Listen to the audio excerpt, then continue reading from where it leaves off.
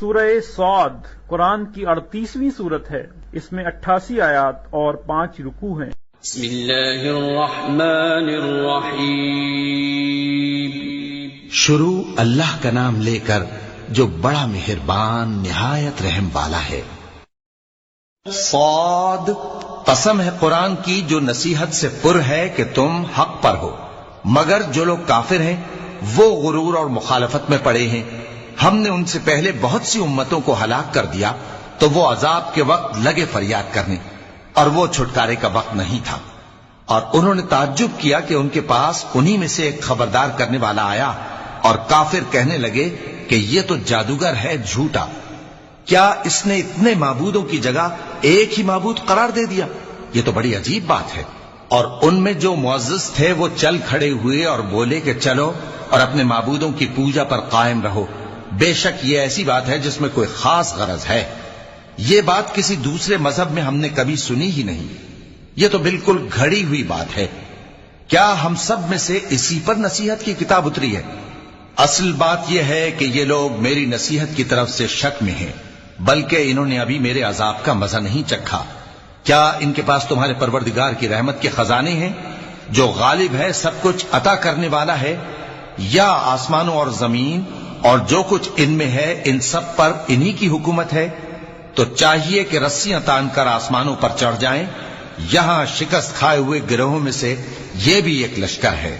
ان سے پہلے نوح کی قوم اور عاد اور میخوں والا فرعون بھی جھٹلا چکے ہیں، اور سمود اور لوط کی قوم اور بن کے رہنے والے بھی۔ یہی وہ شکست خوردہ گروہ ہیں۔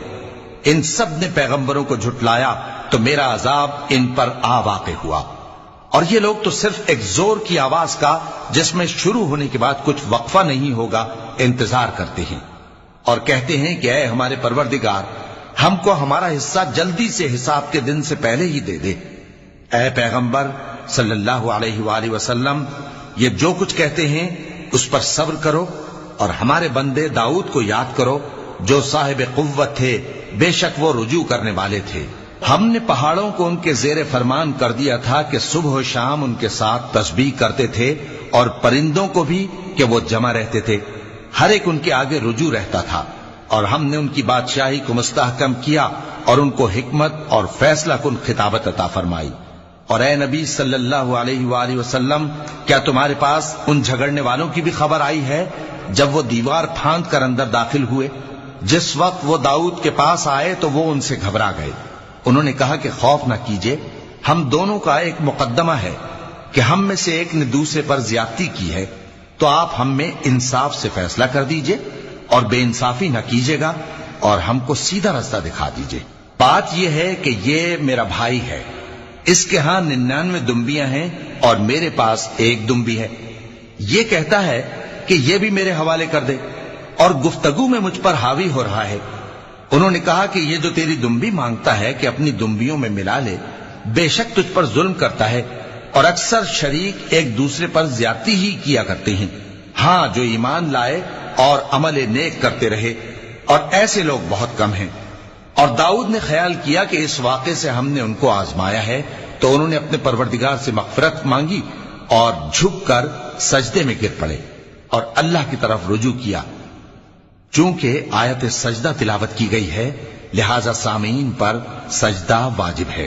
تو ہم نے ان کو بخش دیا، اور بے شک ان کے لیے ہمارے ہاں قرب اور عمدہ مقام ہے۔ اے داؤد، ہم نے تم کو زمین میں خلیفہ بنایا ہے، تو لوگوں میں انصاف کے فیصلے کیا کرو، اور خواہش کی پیروی نہ کرنا کہ وہ تمہیں اللہ کے رستے سے بھٹکا دے گی۔ جو لوگ اللہ کے رستے سے بھٹکتے ہیں ان کے لیے سخت عذاب ہے، اس لیے کہ انہوں نے حساب کے دن کو بھلا دیا۔ اور ہم نے آسمان اور زمین کو اور جو کائنات ان میں ہے اس کو بے مقصد نہیں پیدا کیا۔ یہ ان کا گمان ہے جو کافر ہیں، سو کافروں کے لیے دوزخ کا عذاب ہے۔ جو لوگ ایمان لائے اور عمل نیک کرتے رہے، کیا ان کو ہم ان کی طرح کر دیں گے جو ملک میں فساد کرتے ہیں، یا پرہیزگاروں کو بدکاروں کی طرح کر دیں گے؟ یہ کتاب جو ہم نے تم پر نازل کی ہے بابرکت ہے، تاکہ لوگ اس کی آیتوں میں غور کریں اور تاکہ اہل عقل نصیحت حاصل کریں۔ اور ہم نے داؤد کو سلیمان عطا کیے، بہت خوب بندے تھے، اور وہ اللہ کی طرف بہت رجوع کرنے والے تھے۔ جب ان کے سامنے شام کو اصیل گھوڑے پیش کیے گئے تو کہنے لگے کہ میں نے اپنے پروردگار کی یاد سے غافل ہو کر مال کی محبت اختیار کی، یہاں تک کہ آفتاب پردے میں چھپ گیا۔ بولے کہ ان کو میرے پاس واپس لاؤ۔ پھر ان کی ٹانگوں اور گردنوں پر ہاتھ پھیرنے لگے، اور ہم نے سلیمان کی آزمائش کی اور ان کے تخت پر ایک دھڑ سا ڈال دیا۔ پھر انہوں نے اللہ کی طرف رجوع کیا اور دعا کی کہ اے پروردگار مجھے معاف فرما اور مجھ کو ایسی بادشاہی عطا فرما کہ میرے بعد کسی کو شایع نہ ہو، بے شک تو سب کچھ عطا فرمانے والا ہے۔ پھر ہم نے ہوا کو ان کے زیر فرمان کر دیا کہ جہاں وہ پہنچنا چاہتے ان کے حکم سے نرم نرم چلنے لگتی، اور جنوں کو بھی ان کے زیر فرمان کیا۔ یہ سب عمارتیں بنانے والے اور غوطہ مارنے والے تھے، اور کچھ دوسروں کو بھی جو زنجیروں میں جکڑے ہوئے تھے۔ ہم نے کہا یہ ہماری بخشش ہے، چاہو تو احسان کرو یا رکھ چھوڑو، تم سے کچھ حساب نہیں ہے، اور بے شک ان کے لیے ہمارے ہاں قرب اور عمدہ ٹھکانہ ہے۔ اور ہمارے بندے ایوب کو یاد کرو جب انہوں نے اپنے رب کو پکارا اور کہا کہ شیطان نے مجھ کو ایذا اور تکلیف دے رکھی ہے۔ ہم نے کہا کہ زمین پر لات مارو، دیکھو یہ چشمہ نکل آیا، نہانے کو ٹھنڈا پانی اور پینے کو بھی، اور ہم نے ان کو اہل و عیال اور ان کے ساتھ اتنے ہی اور بخشے۔ یہ ہماری طرف سے رحمت اور عقل والوں کے لیے نصیحت تھی۔ اور ہم نے کہا اپنے ہاتھ میں تنکوں کا ایک مٹھا لو، پھر اس سے مار لو اور قسم نہ توڑو، بے شک ہم نے ان کو ثابت قدم پایا، بہت خوب بندے تھے، بے شک وہ بہت رجوع کرنے والے تھے۔ اور ہمارے بندوں ابراہیم اور اسحاق اور یعقوب کو یاد کرو جو قوت والے اور صاحب نظر تھے۔ ہم نے ان کو ایک صفت خاص آخرت کے گھر کی یاد سے ممتاز کیا تھا، اور وہ ہمارے نزدیک منتخب اور خوبی والوں میں سے تھے۔ اور اسماعیل اور الیسع اور ذوالکفل کو یاد کرو، اور یہ سب بھی خوبی والوں میں سے تھے۔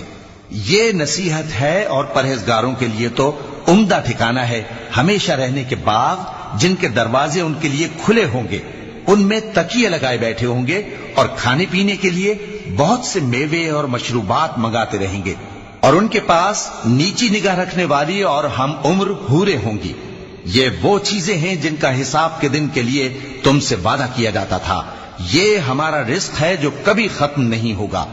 یہ نعمتیں تو فرمانبرداروں کے لیے ہیں، اور سرکشوں کے لیے برا ٹھکانہ ہے، یعنی دوزخ جس میں وہ داخل ہوں گے، اور وہ بری آرام گاہ ہے۔ یہ کھولتا ہوا گرم پانی اور پیپ ہے، اب اس کے مزے چکھیں، اور اسی طرح کے اور بہت سے عذاب ہوں گے۔ یہ ایک فوج ہے جو تمہارے ساتھ گھستی چلی آ رہی ہے، ان کو خوشامدید نہ کہا جائے۔ یہ دوزخ میں جانے والے ہیں، کہیں گے بلکہ تمہیں کو خوشامدید نہ کہا جائے، تمہیں تو یہ بلا ہمارے سامنے لائے ہو، سو یہ برا ٹھکانہ ہے۔ وہ کہیں گے اے پروردگار جو اس کو ہمارے سامنے لایا ہے اس کو دوزخ میں دگنا عذاب دے، اور کہیں گے کیا سبب ہے کہ یہاں ہم ان لوگوں کو نہیں دیکھتے جن کو ہم بروں میں شمار کرتے تھے؟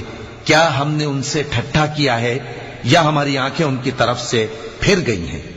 بے شک یہ اہل دوزخ کا جھگڑنا برحق ہے۔ کہہ دو کہ میں تو صرف خبردار کرنے والا ہوں، اور اللہ اکیلے اور غالب کے سوا کوئی معبود نہیں۔ جو آسمانوں اور زمین اور جو مخلوق ان میں ہے سب کا مالک ہے، غالب ہے، بخشنے والا۔ کہہ دو کہ یہ ایک بڑی ہولناک چیز کی خبر ہے جس کو تم دھیان میں نہیں لاتے۔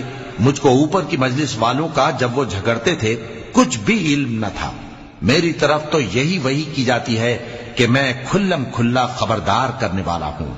جب تمہارے پروردگار نے فرشتوں سے کہا کہ میں مٹی سے انسان بنانے والا ہوں، جب میں اس کو درست کر لوں اور اس میں اپنی روح پھونک دوں تو اس کے آگے سجدے میں گر پڑنا۔ سو تمام فرشتوں نے سجدہ کیا مگر ابلیس کہ وہ اکڑ بیٹھا اور کافروں میں ہو گیا۔ اللہ نے فرمایا کہ اے ابلیس، جس شخص کو میں نے اپنے ہاتھوں سے بنایا اس کے آگے سجدہ کرنے سے تجھے کس چیز نے منع کیا؟ کیا تو غرور میں آ گیا یا اونچے درجے والوں میں تھا؟ بولا کہ میں اس سے بہتر ہوں کہ تو نے مجھ کو آگ سے پیدا کیا اور اسے مٹی سے بنایا۔ فرمایا بس یہاں سے نکل جا، تو مردود ہے اور تجھ پر قیامت کے دن تک میری لعنت پڑتی رہے گی۔